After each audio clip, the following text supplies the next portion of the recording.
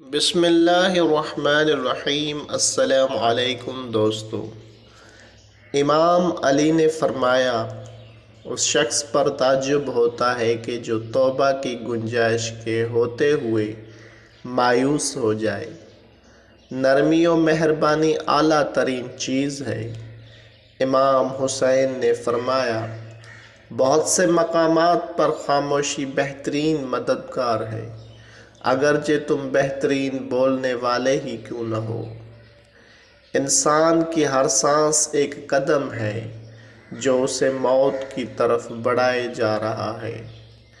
امام صادق علیہ السلام نے فرمایا، جب انسان کے گناہ بہت زیادہ ہو جاتے ہیں اور اس کے پاس گناہوں کی تلافی کے لیے کوئی نیکی نہیں ہوتی، تو خدا تعالیٰ اس کے گناہوں کا کفارہ ادا کرنے کے لیے اسے دنیا میں تکلیف، بیماری، پریشانی سے دوچار کر دیتا ہے۔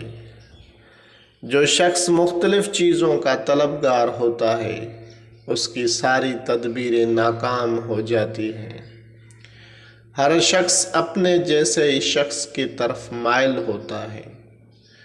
ہر شخص اپنے جیسے ہی شخص کی طرف مائل ہوتا ہے۔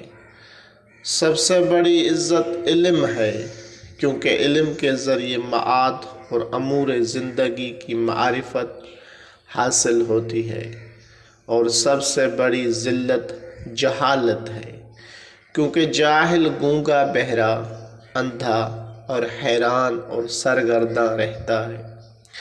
زبان انسان کا پیمانہ اور معیار ہے۔